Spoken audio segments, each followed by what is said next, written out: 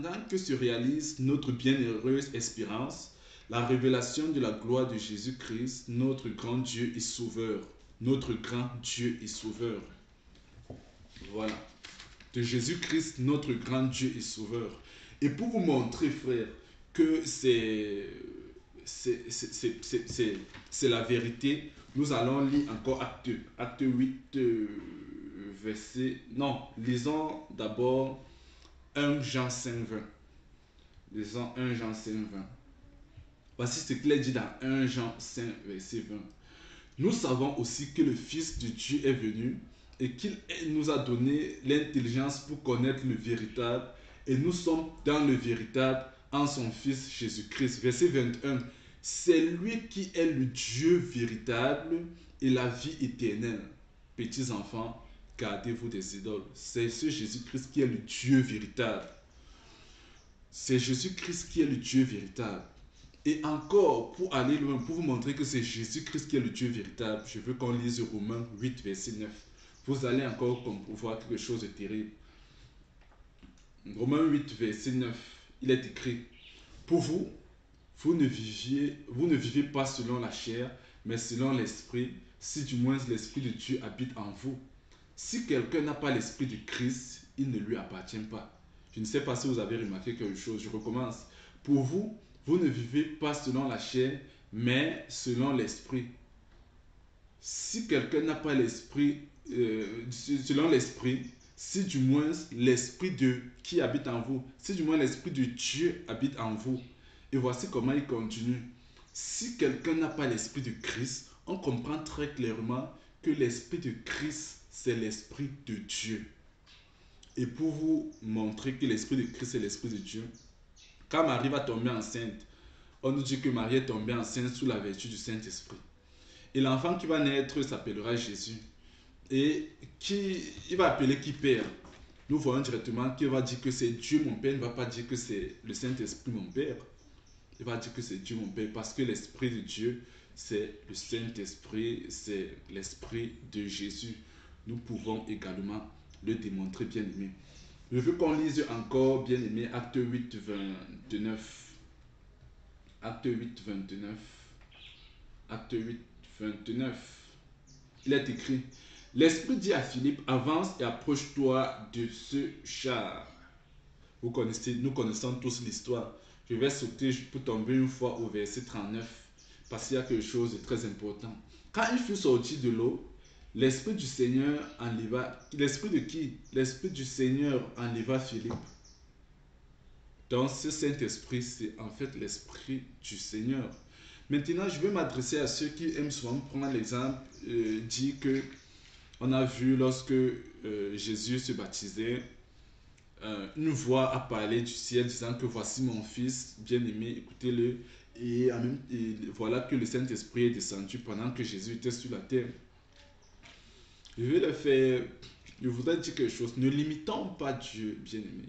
Dieu n'est pas notre ami. Dieu n'est pas limité comme nous.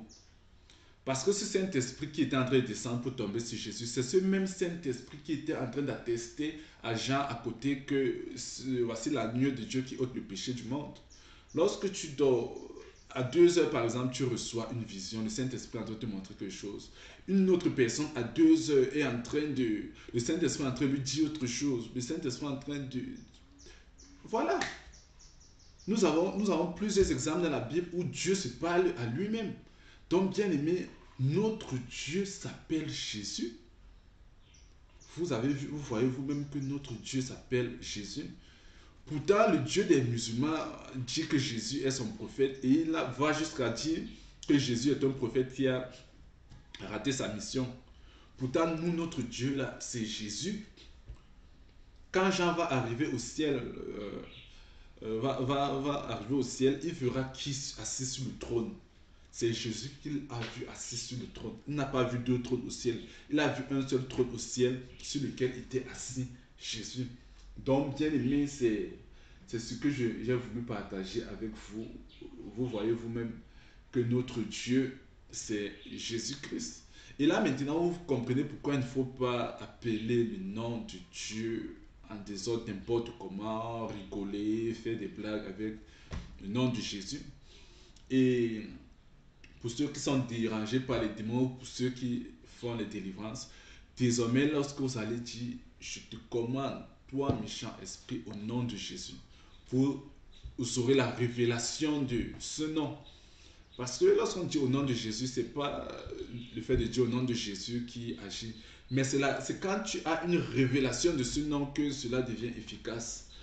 Donc, bien aimé, j'ai voulu qu'on commence par rétablir ce fondement qui a été renversé par plusieurs.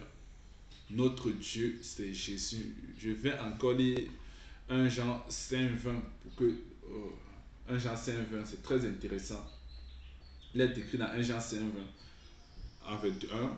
Nous savons aussi que le Fils de Dieu est venu. On dit bien le Fils de Dieu, mais vous allez voir ce qu'il va encore dire à la fin. Que le Fils de Dieu est venu et qu'il nous a donné l'intelligence pour connaître le véritable. Et nous sommes dans le véritable en son Fils Jésus. C'est lui qui est Dieu et la vie. C'est lui qui est le Dieu véritable et la vie éternelle. Petit enfant, gardez-vous des idoles. Vous comprenez pourquoi lorsque M. Kakou Philippe arrive, il dit je suis le chemin de la vie. On comprend qu'il n'a rien compris ou bien que le démon qui l'anime n'a rien compris. Parce qu'on nous dit que c'est lui qui est le Dieu véritable et la vie. Donc c'est Dieu qui est la vie. Kakou Philippe est donc Dieu d'après ces dires. Parce qu'on dit que c'est lui qui est Dieu véritable et la vie éternelle. Donc Kakou Philippe est Dieu. Mes amis, ouvrez les yeux. Ouvrez les yeux. Je pense que ça vaut la peine vraiment de lire un autre passage. Je vais lire Jean 20. Jean 20. Je vais lire Jean 20, 28. Là, vous allez encore voir. Nous savons que les disciples sont ceux qui ont le mieux reçu l'enseignement de Jésus. C'est pourquoi ils étaient vraiment qualifiés à le transmettre, à être des vrais témoins de Jésus par la suite. Ils ont connu Dieu dans son intimité, tout ça. Jésus les a enseignés vraiment correctement, puisqu'ils vivaient d'ailleurs ensemble. Et regardez ce que dans Jean 20, 28, on nous dit. Puis, je vais commencer à 27 pour qu'on comprenne le contexte.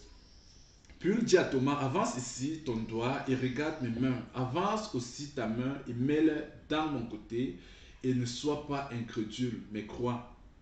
Thomas lui répondit, mon Seigneur et mon Dieu.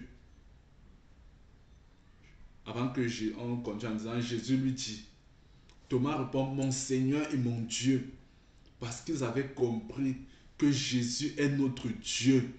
Donc, pour les trinitaires qui s'amusent même souvent à dessiner un vieux papa à côté disant que voici le père, et dessinent un jeune homme à côté disant que voici le fils, et ils dessinent un oiseau, je ne sais pas si c'est souvent une chouette, une colombe ou un corbeau en haut disant que c'est le Saint-Esprit. Vous voyez qu'ils n'ont rien compris lorsqu'ils veulent faire comme ça. Moi et le Père, nous sommes un. Comment vous dessinez trois personnes? Est-ce qu'il est possible de voir Dieu à côté, de voir le Saint-Esprit à gauche et de voir Jésus ailleurs? Non, au ciel, il y a un seul trône. Et qui assiste sur le trône, d'après Jean, c'est Jésus. Ce Jésus glorifié.